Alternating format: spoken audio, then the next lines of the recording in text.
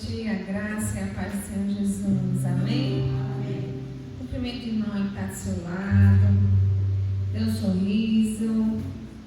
Então, bom estarmos aqui hoje, nessa noite, reunidos, para adorarmos, bendizermos ao nosso Deus. Saber que nós temos irmãos em comum, para adorarmos juntos, exaltarmos juntos a esse nosso Deus que é merecedor de toda a honra e de toda a glória. Amém? Vamos abrir as nossas Bíblias em Filipenses 4.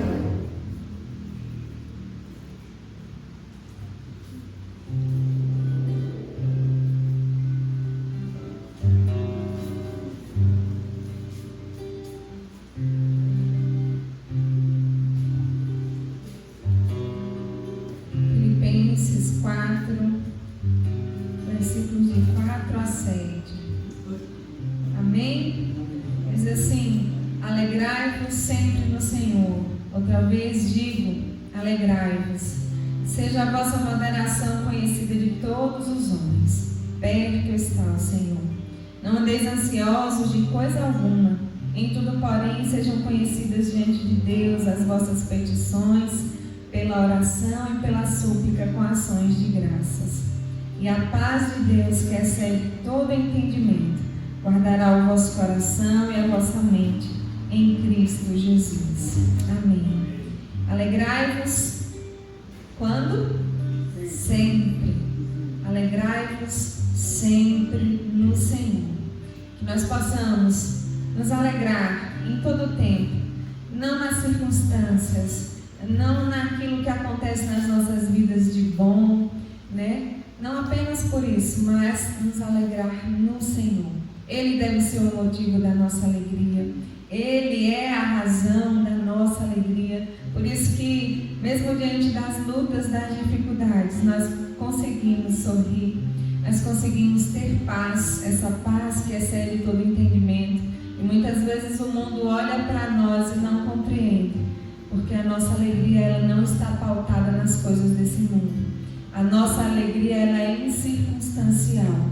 Ainda que venhamos passar por momentos de dor, de lutas, de luto, a nossa alegria ela é permanente, porque a nossa alegria tem nome, a nossa alegria é Jesus Cristo, amém? Então que nós possamos nos alegrar sempre no Senhor, em todo o tempo, em nome de Jesus. Vamos apresentar diante do nosso Senhor as nossas vidas, fazemos oração de confissão, reconhecidos que somos falhos e que carecemos da sua graça sobre nós.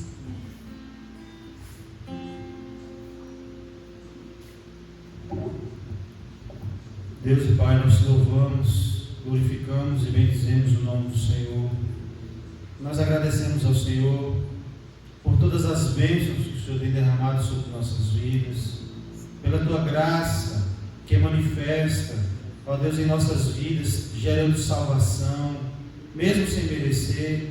Ó Deus, louvamos o teu nome, ó Deus, porque o Senhor tem, ó Deus, nos dado suporte, tem nos feito permanecer de pé. Nós louvamos o Senhor por isso.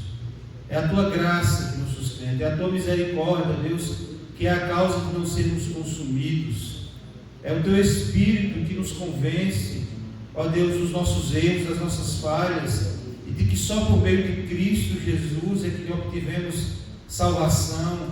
Ó Deus, nós somos gratos ao Senhor porque é o teu Espírito que nos convence disso, e é por isso que nós estamos aqui nessa noite, para adorar ao Senhor em espírito e em verdade.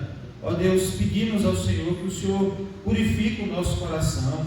Ó Deus, as nossas mazelas, os nossos pecados, as nossas falhas, Deus, purifica o nosso coração em nome de Jesus. Ó Deus, nos faça reconhecer pecados, nos faça, ó Deus, lutar contra eles e nos faça vencer em nome de Jesus. Ó Pai, o mais pedimos que o Senhor receba os nossos louvores, que o Senhor aceite o nosso culto nessa noite e que a tua palavra possa falar aos nossos corações. Ó Pai, no nome de Jesus Cristo. Amém.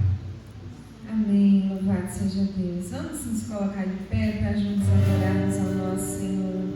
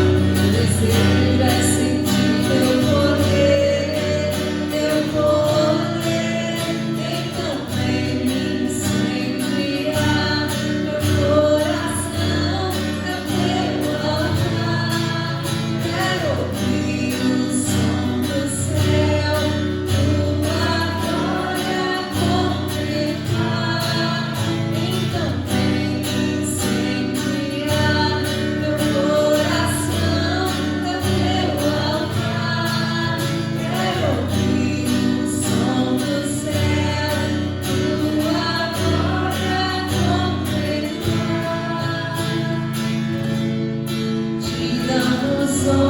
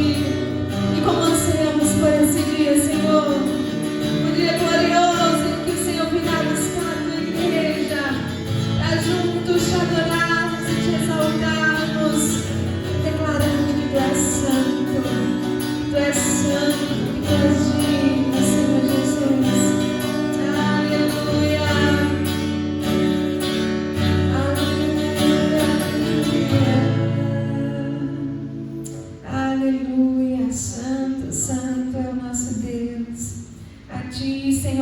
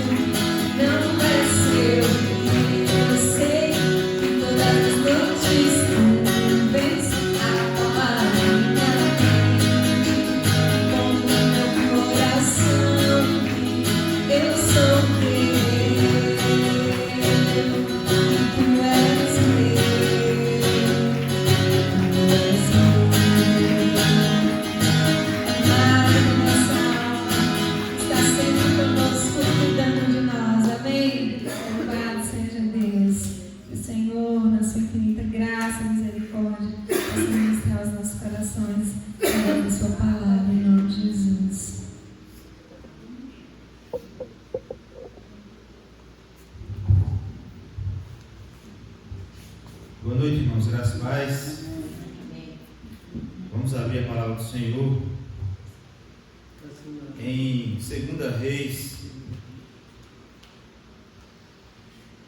capítulo 22.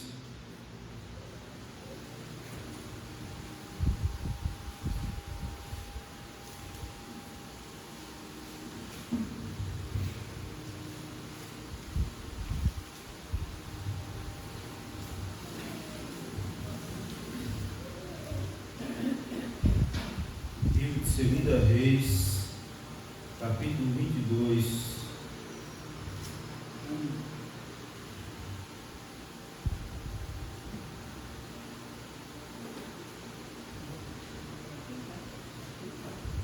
A partir do verso número 8.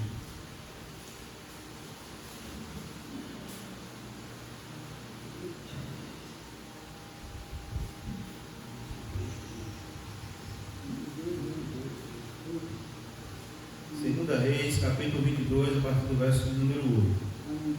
Amém? Diz assim a palavra do Senhor. Então disse o sumo sacerdote Ilquias ao escrivão Safã: achei o livro da lei na casa do Senhor. Ilquias entregou o livro a Safã e este o leu.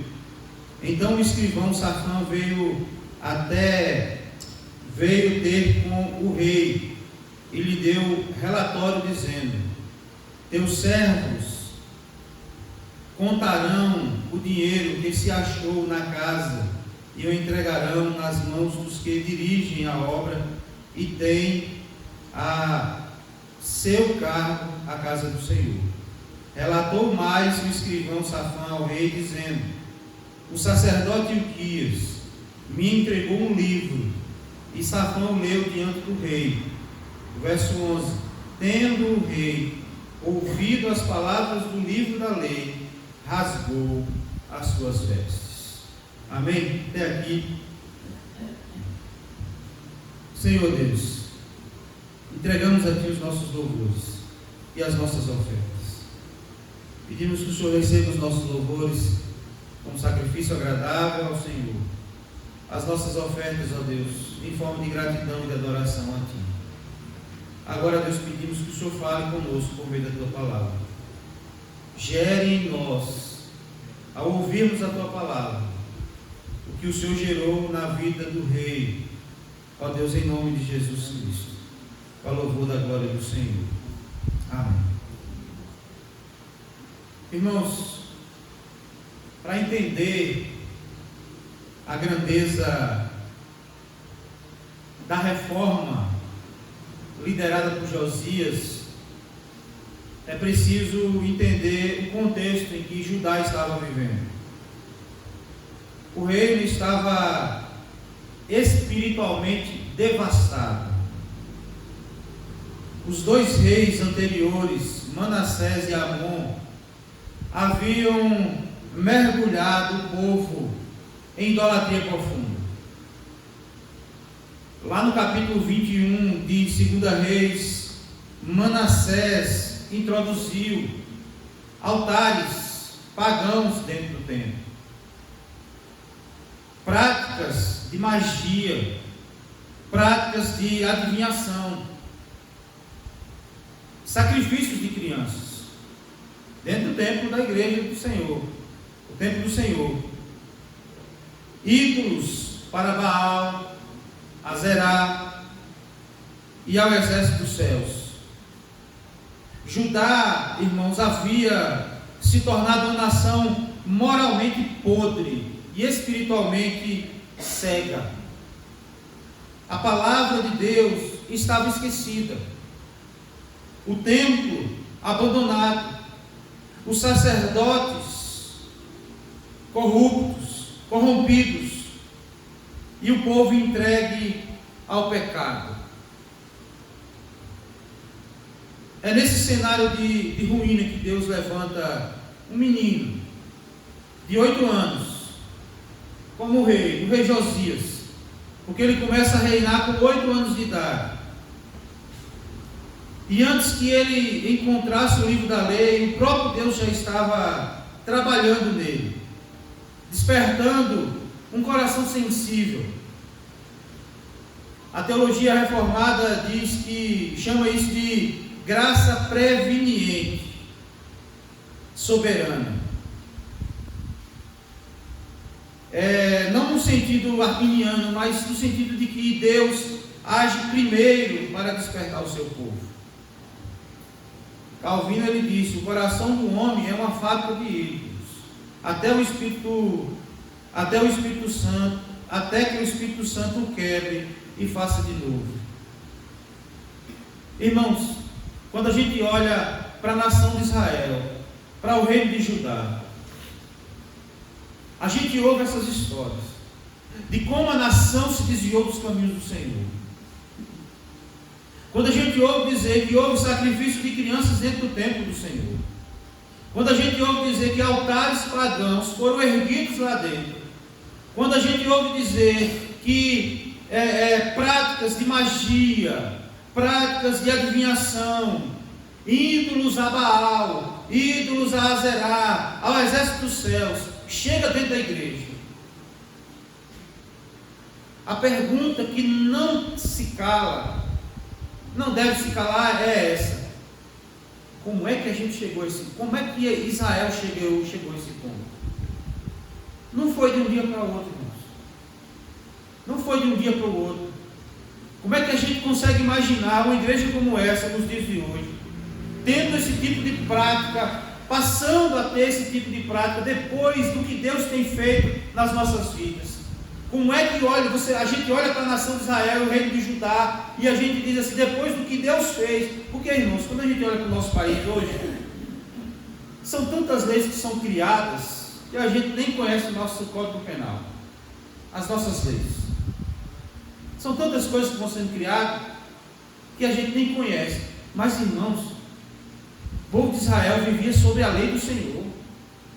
O que determinava a caminhada do povo de Deus eram as leis de Deus, princípios e valores do Senhor. Aí a pergunta: como é que essa nação chega a esse estado? Como é que a nação chega a essa condição?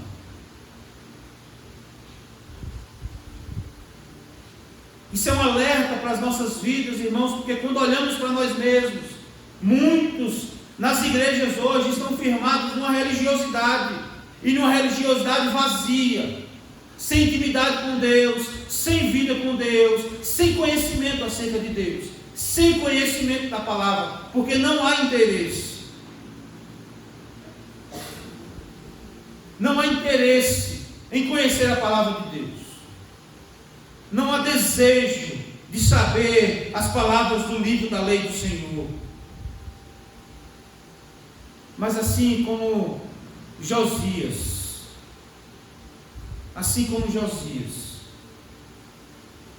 Deus faz conosco também.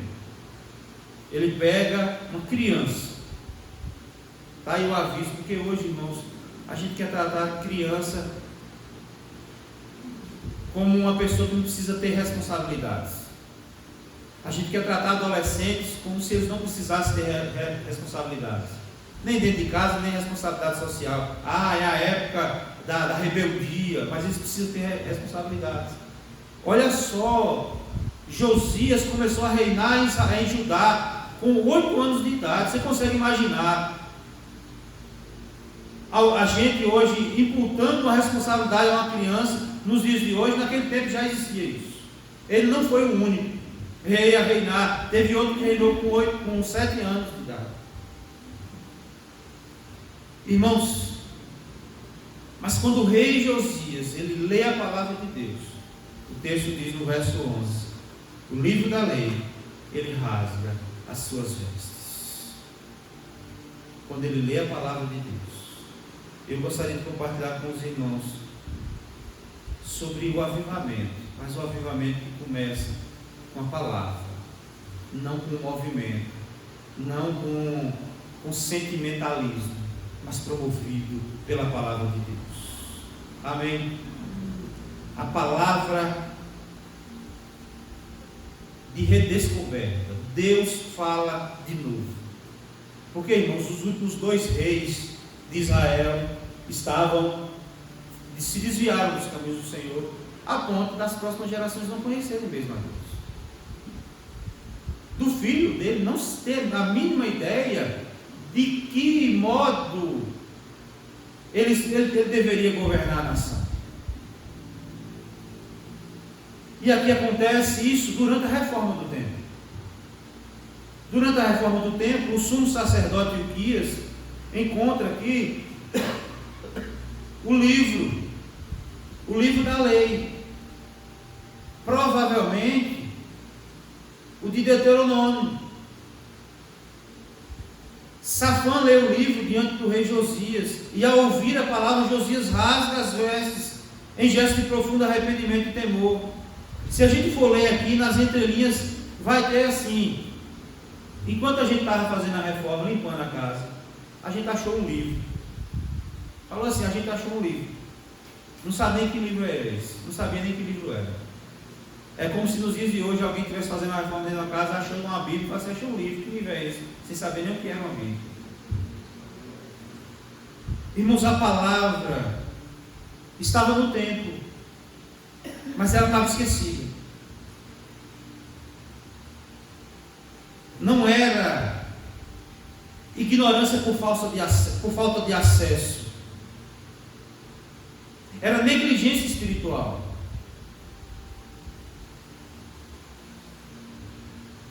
A reforma protestante começou exatamente assim.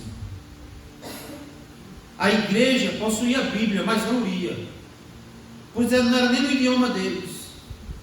O povo frequentava os templos, mas não conhecia as Escrituras. Até que Deus levanta Lutero e outros, os pré-reformadores, os reformadores, para redescobrir a palavra.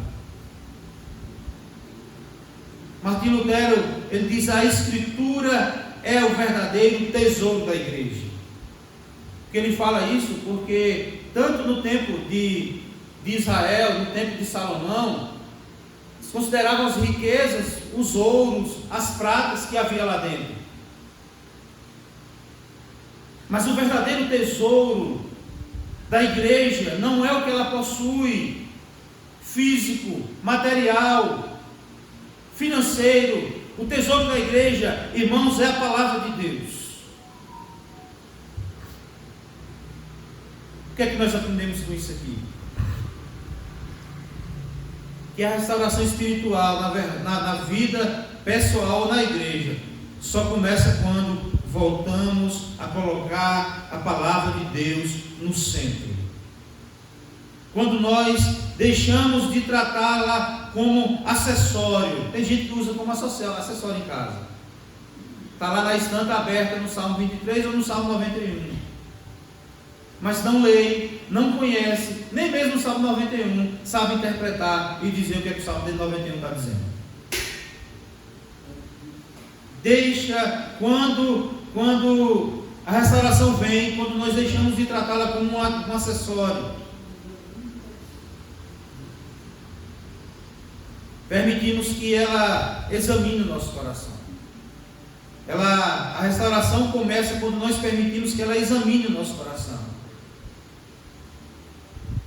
Quando nós permitimos que ela entre no nosso coração e nos constrange. Porque a palavra de Deus, irmãos, ela nos constrange. Ela nos constrange a fazer mudanças que nós muitas vezes não queremos.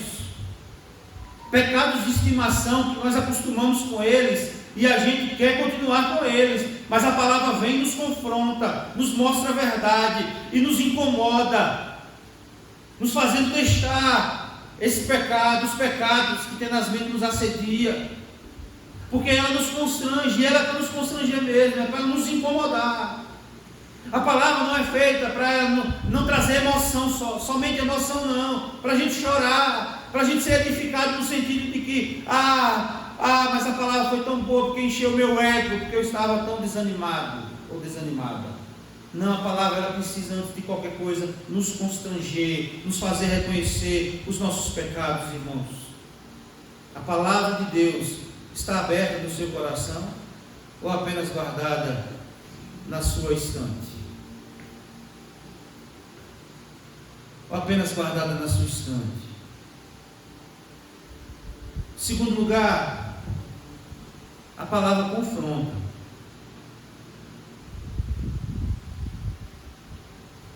A gente vai ver no verso 11 uma atitude do rei. Ele rasga as suas vestes. A gente vê isso em Jó também. Jó rasga as suas vestes. Rasgar as vestes significa sinal de humilhação. Josias reconhece os pecados da nação. Quando ele ouve o livro, Josias reconhece os pecados da nação. Josias, ao ouvir a lei do Senhor, ele teme o juízo de Deus. A palavra do Senhor nos diz que ele busca ao Senhor através de uma profetisa. A gente vai ver a partir do verso 11 aí. Profetisa Hulda. A mensagem de Deus é dura. Porque a palavra que veio através dessa profetisa é que o juízo virá. Só que Josias será poupado por ter se humilhado, por ter se humilhado seu coração, por ter se rasgado suas vestes diante do Senhor. Irmãos, a palavra sempre revela o nosso pecado. Enquanto o povo estava fazendo uma reforma no templo, a verdadeira reforma não nasce do entusiasmo, mas de convicção de pecado, convicção de que a palavra de Deus é viva e eficaz. Jonathan Edwards, ele vai dizer que o avivamento verdadeiro, sem profunda consciência de pecado, não há avivamento verdadeiro sem profunda consciência de pecado. A primeira reação da igreja diante do avivamento é se prostrar diante de Deus. É se rasgar as suas vestes, rasgar, como diz o profeta, rasgar o seu coração, não as suas vestes simplesmente. Não algo apenas externo, mas algo promovido dentro de nós. Josias demonstra sensibilidade espiritual aqui. Prontidão em ouvir a palavra de Deus. O que nós vemos aqui em Josias é um quebrantamento sincero. Hoje, irmãos, muitos querem avivamento, mas sem arrependimento. Muitos querem a bênção, mas sem santidade. Querem milagres, mas sem submissão. Irmãos, a palavra confronta a nossa impureza. A palavra de Deus, ela confronta o nosso orgulho, confronta e nos constrange na nossa frieza. Só haverá transformação, avivamento, quando houver um quebrantamento real. Não é assim que a gente vê lá em 2 Crônicas 7,14? Se o meu povo, que se chama pelo meu nome, se humilhar, primeiro, se humilhar, orar e buscar a minha face, então eu ouvirei dos céus, perdoarei os seus pecados e eu sararei a sua terra. Quando a gente olha para a nação brasileira hoje, e a gente está depositando confiança em políticos, a gente está colocando a salvação do país em homens, mas a receita está lá em 2 Crônicas. É o povo de Deus. Não é que o povo de Deus precisa se levantar, não. O povo de Deus precisa se humilhar na presença dele, se arrepender dos seus maus caminhos. Então o Senhor vai ouvir dos céus, vai perdoar os pecados da igreja, não é do mundo não, mas vai sarar a terra. Se a nossa nação está doente, não é por causa dos políticos, é porque o povo de Deus precisa se humilhar. A igreja brasileira hoje quer viver de oba-oba, porque ela não quer buscar a santidade, ela não quer buscar a submissão, ela não quer ser confrontada, Existem igrejas que pastores não podem pregar contra pecado. Existem igrejas que não podem pregar palavras duras, constrangedoras, porque senão a igreja vai esvaziar. A temática deve ser uma temática que envolve prosperidade, bênçãos sobre bênçãos, e que o crente não pode passar por lutas. Muitas igrejas estão vivendo assim, mas enquanto isso, o avivamento não vem por meio de arrependimento, nada vai acontecer na nossa nação.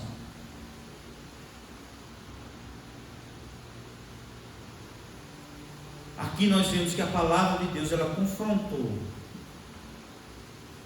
o pecado de Josias, porque ele também estava vivendo em pecado. A mesma situação de Jeremias. Vivo no meio de um povo de lábios impuros. Sou um homem de lábios impuros e vivo no meio de um povo de lábios impuros, de impuros lábios. Quando a igreja se corrompe, quando é sinal de que a sociedade já está corrompida há muito tempo. E a pergunta que nós devemos fazer para nós mesmos é: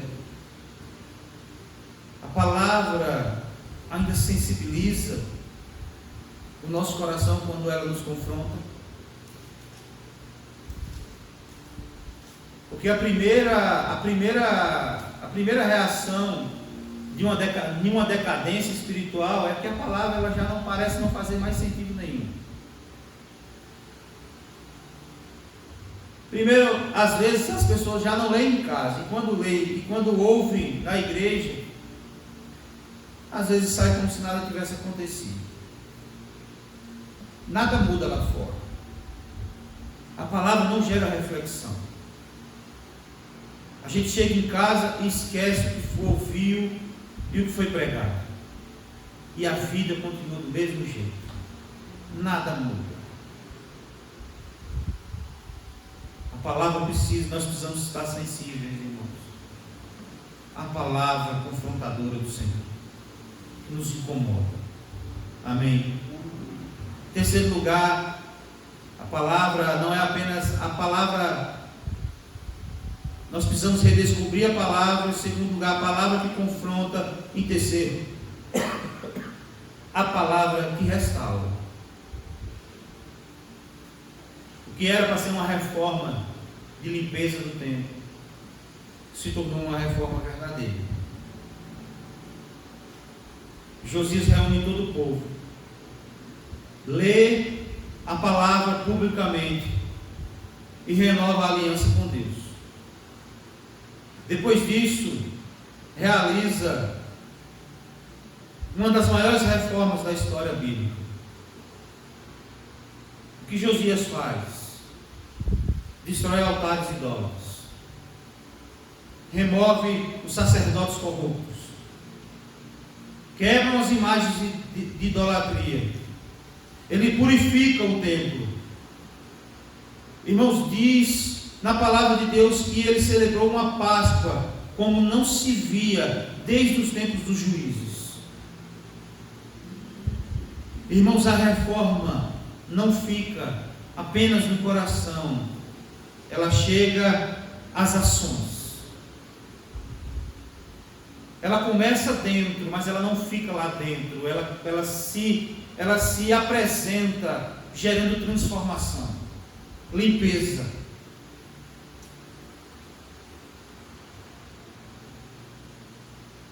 Porque a verdadeira fé produz frutos visíveis. Ela deve produzir frutos visíveis. Quando a palavra de Deus, ela causa impacto nas nossas vidas, irmãos, nós saímos da igreja, saímos da nossa casa, impactados por ela, e isso vai gerar reação lá fora, porque nós seremos canais de bênçãos para a vida de outras pessoas. As pessoas verão as mudanças, coisas que precisávamos mudar há tempos, que nós não conseguíamos. Nós somos transformados, porque a palavra de Deus, ela restaura. Josias apenas não ouviu a palavra, ele não apenas tomou conhecimento da palavra, mas ele obedeceu completamente a palavra. Ele limpou o altar, ele trouxe uma reforma, além de uma reforma física, uma reforma espiritual. leu a palavra diante de todos, celebrou a Páscoa. A Páscoa sempre aponta para Cristo, o seu Redentor, que haveria de vir, libertar o seu povo. Aquilo que não era mais conhecido do povo, torna conhecido de novo e gera uma transformação naquela nação. Hoje, nós precisamos de reformas pessoais, dentro de nós, de reformas familiares, limpar os ídolos modernos que há em nossas vidas, vícios. A gente pode considerar as telas agora como vícios também. Desejos desordenados. Recolocar, irmãos, Cristo como centro do lar. Restaurar até mesmo o culto doméstico. Renovar o compromisso com a santidade. Viver em santidade.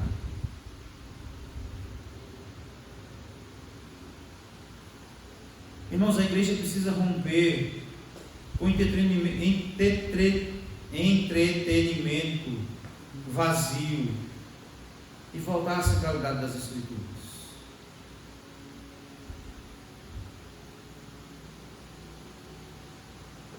Às vezes a gente olha assim,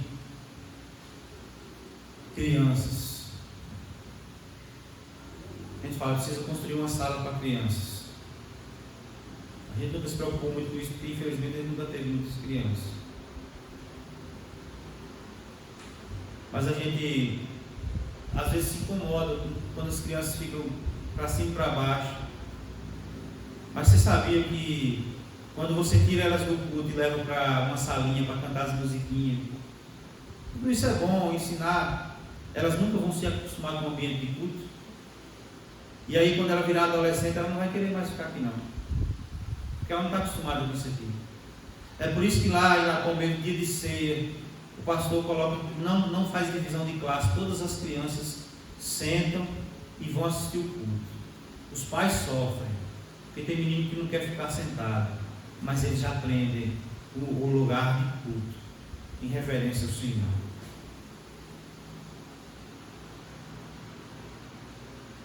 A igreja precisa romper com entretenimentos vazios. E a pergunta que deve surgir em nós é: que altares precisam ser derrubados na nossa casa, no nosso coração? Diz o ditado popular, irmãos, que coração é terra que ninguém anda. Já ouviu falar assim? Só Deus conhece. Só você conhece as suas lutas, as suas mazelas. Tudo que está dentro do teu coração, só você e Deus conhece. Aquilo que você deixa exalar para outras pessoas conhecem, mas os mais profundos estão aí. Só Deus conhece o nosso coração. Por isso, irmãos, às vezes a gente espera que o avivamento aconteça na nossa igreja aqui local, em Lapão. Às vezes a gente espera que o avivamento venha sobre a nossa nação, mas o avivamento começa aqui dentro de nós.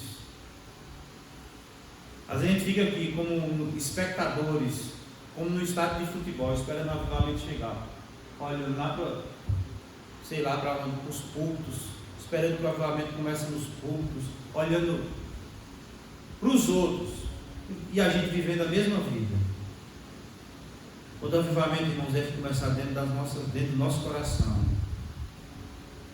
E quando o avivamento começa dentro do nosso coração, irmãos, não há como ficar só dentro do nosso coração.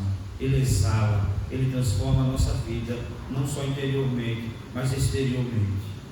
Ele vai provocar mudanças não apenas em você, mas nas pessoas ao seu redor. Ele vai provocar mudanças não apenas dentro de nós, mas também no nosso ambiente de trabalho. Ele vai provocar mudanças na sociedade em que vivemos. quando o avivamento começar dentro de nós, irmãos, não há quem segure a igreja. Porque a mudança, apesar de começar internamente, ela passa a ser externa e provoca mudanças nas vidas de outras pessoas ao nosso redor. Por isso precisamos olhar para dentro de nós mesmos e reconhecer as nossas falhas, e aquilo que a gente não reconhece, pedir a Deus, faça-nos reconhecer, torna-nos sensíveis para reconhecer as nossas falhas e pecados diante do Senhor. Amém? A palavra, ela confronta, ela restaura, mas ela também exalta. A gente vai ver o testemunho de Josias. Antes dele não houve rei que se convertesse ao Senhor com todo o coração, com toda a alma e com todas as forças. Josias é o modelo bíblico de um reformador antigo. Seu coração, sua alma, suas forças estavam completamente voltadas para Deus. Josias é um exemplo de devoção total. É um exemplo daquilo que Deus pode fazer no coração de um homem por meio da sua palavra. E essa vida de Josias, ela nos chama a amar a Deus totalmente, acima de todas as coisas. A colocar Cristo acima de tudo. Viver pela palavra e não viver por sentimento. Que Deus nos dê essa mesma disposição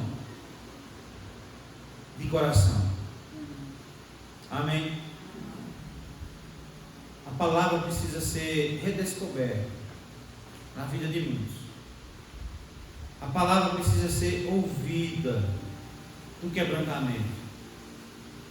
A palavra precisa ser obedecida com coragem. A palavra deve produzir uma vida de honra a Deus. Assim como Josias encontrou esse livro da lei e trouxe vida nova à nação, que nós também possamos encontrar a palavra, para que ela possa provocar mudanças em nossas vidas. Não como um livro antigo, mas como a voz de Deus nos dias de hoje. É a palavra. Todo avivamento começa quando nós buscamos a palavra nos confronta e a palavra nos transforma. E quando ela nos transforma, ela nos exalta, cumprindo a vontade de Deus, cumprindo o propósito do Senhor. Amém? Que o Senhor possa ministrar os nossos corações. Em nome de Jesus. Vamos orar. Eu quero que eu ore só no final. O Senhor do hospital está sendo e está falando. Certo. Senhor Deus e Pai, obrigado pela Tua palavra. Oh Deus, é a Tua palavra. Não existe outro meio de conhecer mais o Senhor, a não ser pela Tua palavra. A Tua palavra, ela nos confronta, nos fazendo reconhecer, nos constrangendo diante de pecados que estamos acostumados a viver. E ela nos constrange a mudar. A palavra do Senhor, ela nos restaura, nos faz conhecer ao Senhor, nos faz conhecer os Teus caminhos. A Tua palavra, ela nos exalta, ó Deus, fazendo-nos cumprir o Teu propósito. Que a Tua palavra seja, ó Deus, prioridade nas nossas vidas. Que nós, como igreja do Senhor, possamos voltar ó Deus, a buscar com intensidade, com paixão, com prazer a tua palavra. A gente sabe, Deus, que nunca houve tanta facilidade em ler a tua palavra, mas também nunca houve tanta falta de interesse. Que o Senhor nos devolva esse interesse, nos dê esse interesse, em nome de Jesus Cristo, para o louvor da glória do Senhor, nós pedimos. Amém. Amém? E eu esqueci de orar vamos orar junto de novo, pela Alessandra, né? Deus, e nós aproveitamos e queremos interceder, ó Deus, pela vida de Sandra, que está com problema de saúde, problema de coluna. Ó Deus, que o Senhor esteja visitando em nome de Jesus. Ó Pai, trazendo cura. Mas antes de qualquer coisa, Deus, cura espiritual. Eu não conheço, mas o Senhor conhece. Visita o coração dela, em nome de Jesus Cristo. Para o louvor da glória do Senhor.